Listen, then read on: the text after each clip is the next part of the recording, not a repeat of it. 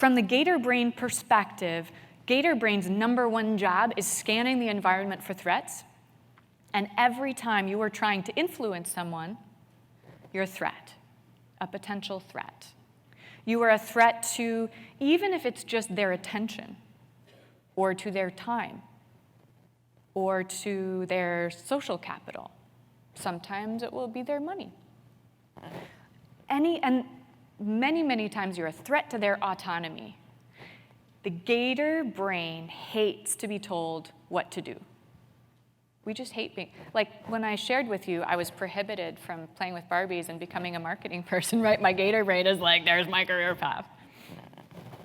This is the most famous graph in behavioral economics, and it's illustrating what's called prospect theory. And the basic message of prospect theory is losses loom larger than gains. We feel a loss much more keenly than we feel a gain.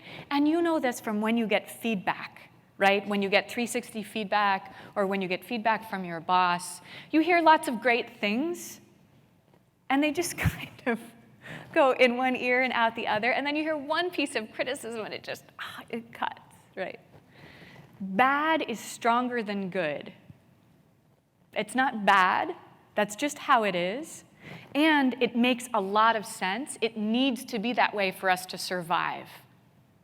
We have to be keenly aware of all of the risks and all of the threats so that we're not going to make a mistake.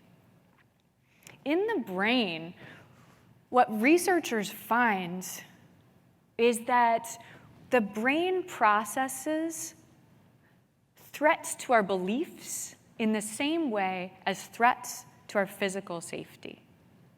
And you probably know that the fear center in our brain is called the amygdala. And the amygdala gets activated every time there's a threat. And the amygdala is also what gets activated, for example, if you have a fear of public speaking, which most of us do, and it's like going on. Our brains process threats and rewards the same, whether it's physical or whether it's psychological. When researchers will study influence, if you're trying to influence somebody's beliefs that they don't hold very strongly, those are processed in the prefrontal cortex, which is where we make our rational decision. Like, let's say, lots of you, I'm going to guess, have a belief because you've been taught that George Washington had wooden false teeth. Have you heard this at least?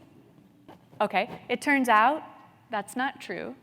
He did have false teeth, but forensic dentists have studied them because they still exist, and they're made of hippopotamus, ivory, and donkey teeth, not wood.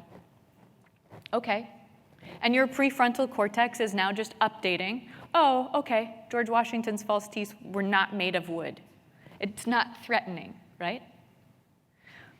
Now, if I challenge a belief that some of you hold dearly, which is that learning styles, being visual or auditory or kinesthetic, have a strong influence on how people learn and how we should be teaching people, and on memory and retention. We should teach visual learners with visuals, auditory learners by speaking, kinesthetic learners by doing. If I tell you there is actually no evidence to support that, research finds that is not true, now there are a bunch of you whose amygdala is going wrong, wrong, wrong, wrong, wrong, and prefrontal cortex is now going to look for excuses or reasons or counter-arguments, and you're going to go away and you are going to look up. Your confirmation bias is going to have you looking up evidence that what you believe is true rather than looking up something like learning styles debunked, which will show you all of the research that truly, I'm telling you, research really says learning styles don't help people learn.